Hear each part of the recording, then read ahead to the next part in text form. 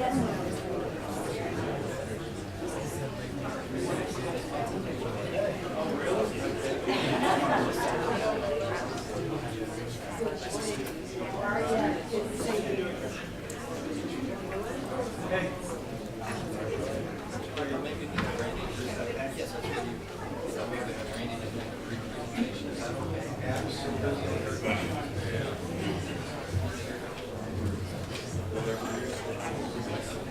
morning, everybody.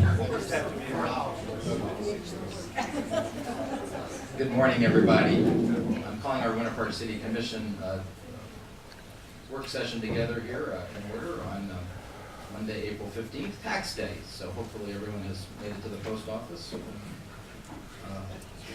Speaking of post offices, right? It's an honor indeed to have our own congressman in our midst today. John Mica is a man who has done so much for our city, and probably so many ways that even our citizens may not know, but not just from his leadership in transportation, his leadership on our new train station, his tireless and behind-the-scenes work on Lake Lillian, which the restoration there is continuing to be reviewed and looked at. We appreciate that. But today, at his request, we have a very interesting conversation to discuss on where and how we may be able to, over time, acquire our post offices. So, tonight I thought maybe it might be appropriate if you have a brief presentation, and then to kind of bring the congressman up to speed, and then we'll certainly field questions. Thank you, Mr. Mayor. What we have on the screen is basically everything that's in your packet. So really, our presentation is going to be oral, but if you want to see anything, if you want to talk about a particular page of the packet, we can put it up so that the audience can see. But to give you a little bit of the quickly on the history, this is probably one of the topics that's been talked about just dozens and dozens of times over the years, and it's the subject of many strategic planning sessions and a lot of varying opinions, though I think the one opinion that everybody agrees with is we would like for this to ultimately be in the city commission's hands to control what happens on that property versus in private development's hands. As you recall, go back to some of the history, there was a time when the city commission initiated an RFP to seek development of that property. And that property came forward, the project got approved, city commission changed, they bought out that private developer's rights to develop the property, and then we spent a few years trying to raise the money to acquire the post office site and fell short in our fundraising goals. So it was very, very good after we raised well over $1 million in an effort to try to relocate the post office and to acquire the property. Our option to acquire it expired about 2 years ago now. And therefore, we're sitting here today without a right to purchase under any type of agreement. The property has been rezoned, and the company was changed to where there's Parks and Rec on the south end of the property, and then the north Arrowhead side of the property is zoned PQP, which is some type of public, quasi-public purpose. And the future land use is recreation and green space or parks, and I forget exactly where it goes. So that action was taken. We notified the post office, received no comment back from them on that issue. And so what you have in your packet is several things. You have a lot of different sketches that were the subject of our Expand the Possibilities process that went on for about 3 years, where we talked about a lot of different things, where City Hall should be, where the library should be, where ultimately acquiring the post office, what we should do with the state office building site, and all those things discussed. But there were several sketches in your packet of different ways to utilize this piece of property in question. And of course, the purpose of today's meeting is to really strategize on how to ultimately acquire the property, and then we want to talk about what we do with it. And you do have in your packet the Central Park Master Plan that was adopted many years ago, and you also have a resolution that was adopted, I believe, back in 2010. one To move. online. Not the one. There's resolution 2043-10. Which was done, and the other thing I failed to mention is we did have our members of Congress sign a letter to the post office a couple of years ago asking them to cooperate with the city and on trying to get a right of first refusal, or first right of refusal, I don't know how to say those in the right order. And we spent a couple of years talking with them about that, and then they ultimately sent us a letter of denial of that option. So where we stand today is we really have nothing on the table as with regards to an agreement with the post office.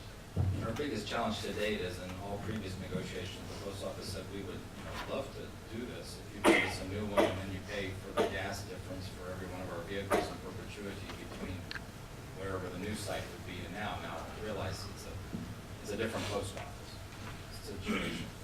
Obviously, their financial situation is different. Ours is different too, but I don't know that we're ever at a place to be able to spend $6, $10, $12 million even in spite of good public fundraising to acquire that and do all those different steps. Right, and they want, under their operation model, I guess is the best way to describe it, they want to be in the core. They do not want to be out at Briggs Road or at Lake Mary or one of their other major distribution sites. They want to stay in the core. And so when we were talking about relocating them, they didn't want to be more than a mile away from their existing site, and they really didn't want to separate distribution from retail, though they did finally agree that could happen, but it was not their preference. They gave us a restriction of how far apart they could be. How far apart they could be, and it cost us more if we were separate sites, because they wanted us to pay the extra operating cost of operating two sites.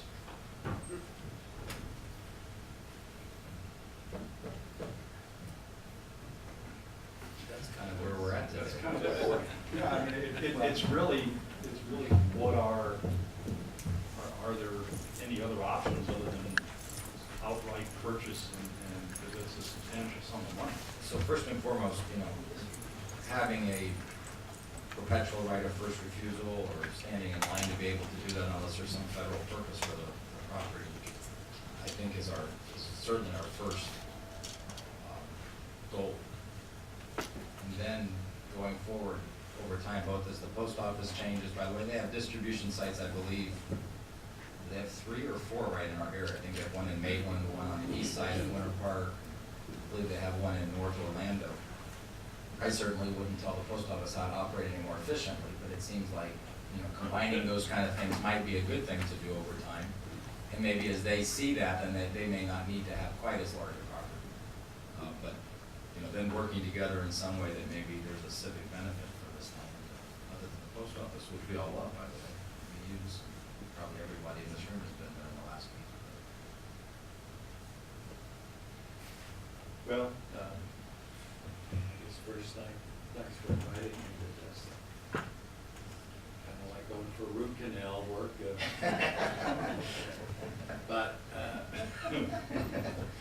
think back on this whole issue, and I was trying to recall how I got involved in the beginning, but I think some people from the city and some developers who came to Washington some years back and said they had a plan to redo the post office area. And I thought it was fairly attractive. They were going to increase the size of the park. And I think the Chamber of Commerce building was there at the time, and the development would sort of end there. And they had some plan to get to the parking garage, I guess, across the tracks. So that's fine. I told them, first of all, as a member of Congress, the post office is sort of quasi-governmental. We don't have. Now, it's sort of, right now it's in sort of bankruptcy, and we're on the verge of probably have to bail that out too. So the losses are so staggering. I think $16 billion is just, it's beyond. And now they want to dip into retirement funds and everything to save it. But it's a pretty grim situation, and it's not their fault. Here I'm carrying part of the.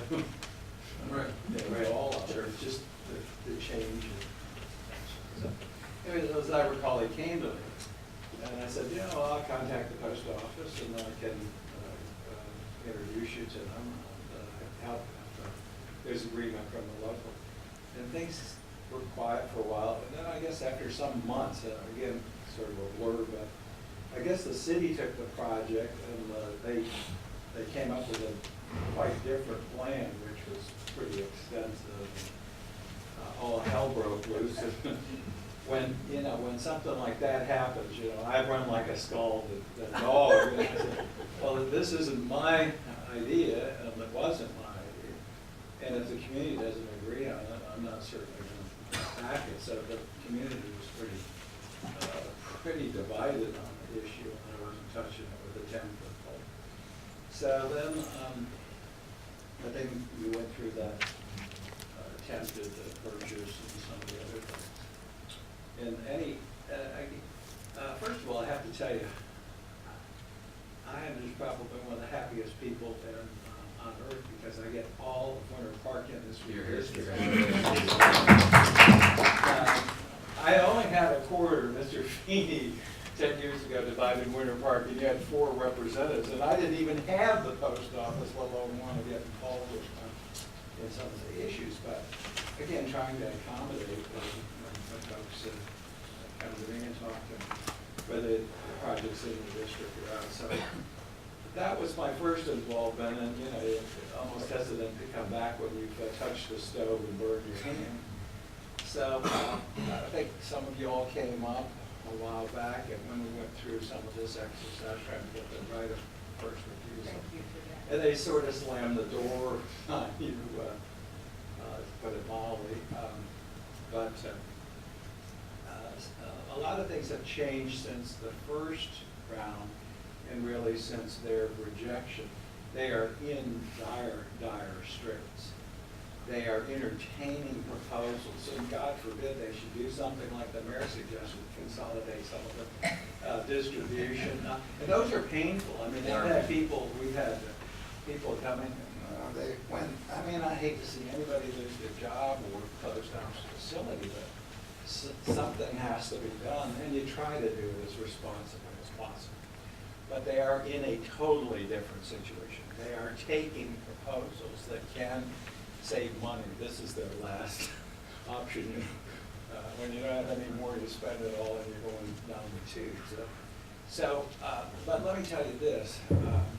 First of all, they're not going to entertain anything that will cost them money. So they're still going to look at something that if they can't come up with, say, a distribution plan, moving that somewhere, that they'll still insist on cost. It's got to be cost neutral, whatever we propose. Secondly, they will come up with no proposal that the post office is not only devoid of funding, it's devoid of any brain power and creativity. So you have got to come up with a proposal that makes sense, both common sense and financial sense for them. And you can't have a divided community. If you have a divided community, you're not going to get. They'll run away from it too, as will probably me and the delegation. But my goal is to try to help you if you want to do something. I have no agenda, like the mayor said, all of us have been at the post office in the last week. I was there last night. And I used to write the post office every 6 months, because I go pick up my mail sometimes on the weekend. And I, quite frankly, I was embarrassed. It was a dump. I mean, the weeds, I pulled some weeds picking up my mail. And I wrote them and said, this is an embarrassment. We have a beautiful community. And then one day I drove up as some of us did, and it was landscape. And that was But, due to a citizen. Yes, I know. Well, I didn't know that at the beginning, and I wrote him, and I said, it was great to see you cleaned it up, and then I found out it was a citizen. Well, he actually called me and said he's looking for money to help But- maintain it at $70,000 a year. And so far, they haven't maintained it, but it's kind of lipstick on a pig, because the facility is, I looked at it again last night, and it's embarrassing the way even we maintain it, but they are broke. I don't see any hope. It is not the architectural highlight of the tour of Winter Park, and we can do better. So, but we gotta have a good plan if we're gonna do it. Everybody's gotta be on board. I think, and I have no plan. I would like to see the park expanded if we could do that. Maybe there is rooms for some other development that would help underwrite the cost of expanding the park. And doing, I do not have an idea. I don't have any dog in the fight, but I think we could have a better facility. Everybody does enjoy having that facility there, but it does serve primarily retail service, and it is convenient, especially on April 15th, except for 9 o'clock. So that's where we are. My role is just, if you come up with a plan, we can go back, we'll haul them in. They are in a much more vulnerable position to entertain proposals that make sense for them. And actually, we'd be doing something good. I think that what the mayor mentioned too, we're looking at the distribution, why they have to have the trucks parked there, why they have to do some of that activity there, we can't consolidate that. But then also accommodating the citizens and the businesses with some convenient retail access to postal services, because well, it may be a different form, but we'll probably still have the post office in the future. So that's it. Now I will also follow up this meeting, and I'll go talk to the postal folks again. Again, I go back to what the mayor said. Maybe they might change their position on the distribution, because they've been after me, and I actually have kept quiet, much to the chagrin of some people who work for the post office. They want me to become engaged to save their facility or their activity. This is a tough time, and we've got to make the cuts, and we've got to do the things that make sense. So that's my role. That's why I'm here. We're just maybe restarting. I'll report back to you and what they say as to, again, the question of the split of the activities, which might make a difference in the plan that's presented. It does have to be, again, a cash neutral or positive. That's all I can say this morning. And anything else too, working with the city, I just am excited about having it. Then Mayor's had me out in some of these new gardens, and we've been working on that. One of the other things, a lot of my activities since for the last 10 years, I get out of my house up in North End at Winter Park and go north all the way to St. Augustine. So concentrate quite a bit on I-4 traffic widening. We've got that well underway. We've got this on rail and some of the other projects. But then my new world has been created with redistricting. I have to go east and west. And that is one, I won't use the term I'd like to use, but it's no fun. So I've actually talked to the secretary. I want to look at, well, first, of course, with Sunrail is a spine, so you got to make certain that your bus service gets utilized. People will not use Sunrail if it doesn't connect to anything, or you can't get around it.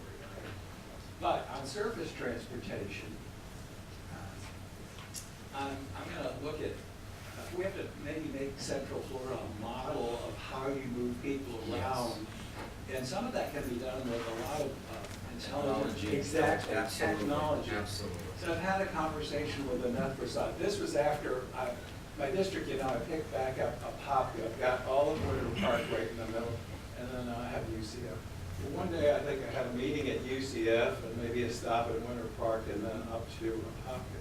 My God, it took me almost 2 hours, and I'm not here during the week, so I don't get that wonderful experience on a daily basis where people have to commute.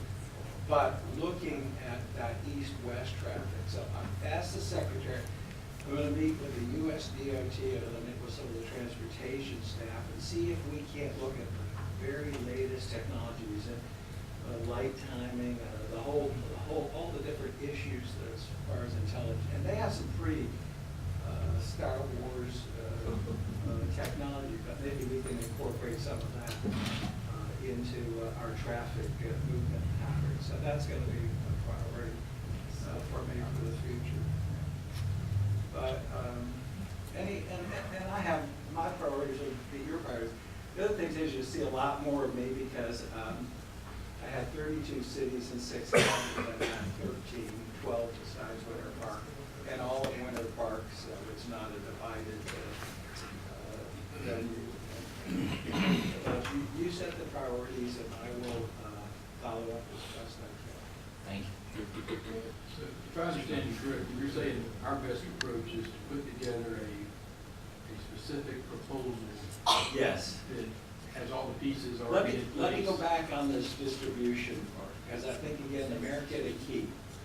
And if they would reconsider that, because to me it makes sense, why not consolidate? Why have so many of these operations? Now, of course, it may be gonna cost less on a distribution, I don't know. You gotta find that out, but find out what their thinking is, has that changed? If that hasn't changed, then you craft your plan according to what they would require. Because you don't want to give them a plan that they're gonna, you've already been rejected by the post office with a park. Is there any concern that if you try to encourage them to split out the distribution, that the result might be Oh, let that me- it all goes away? Let me find out first. That's not all. I somehow don't think that they would like to give up downtown park retail. I think they're pretty clear on that. But that's a lot easier to accommodate than both. And so they probably get us find a site for. I think this is a very convenient, not just for the citizens of Winter Park, but for this region. I think a lot of people find themselves out of those.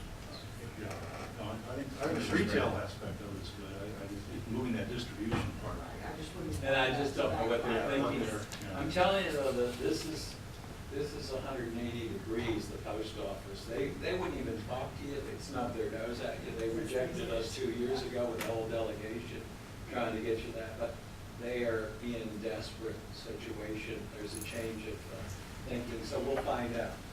We talk about revenue neutral and it can't cost. Do we know what it costs the post office to operate that building? I mean, for us to come up with something revenue neutral, we would need some idea of knowing that. Well, but they're gonna look at the cost of the distribution, and they're gonna look at the cost of replacing retail. It's their replacement cost, and then they're gonna have to look at a market value of the property. If the price is so depressed, the market may get a good deal. Yeah, are we working from what we have in here, that's $7 million? I mean, that's what we had as a, One acre. it's the only thing I have. And that was without purchasing the land. That was just the cost of a new building. Cost of a new building. What we've got up on the screen now is one of the options for using just the north acre, and shifting the post office up to the north acre with the parking to the north of that. There's a couple more in there where the building moves around within the north acre. And then that leaves the south acre for parkland or whatever, But that wouldn't handle distribution, correct? That would not handle distribution, that would be, it's a retail only.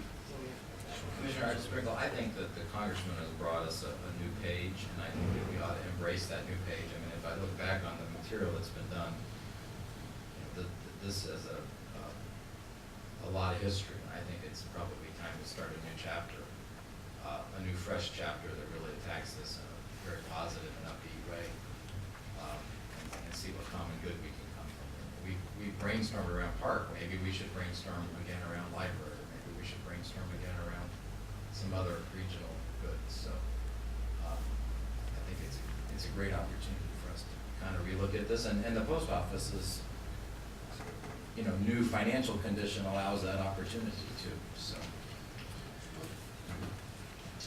Well, thank you so much. Thank you, Congressman. We certainly appreciate you being here. Any of the other priorities you develop, again, even with 13 cities and 3 counties, I have to go by the consensus of the elected officials.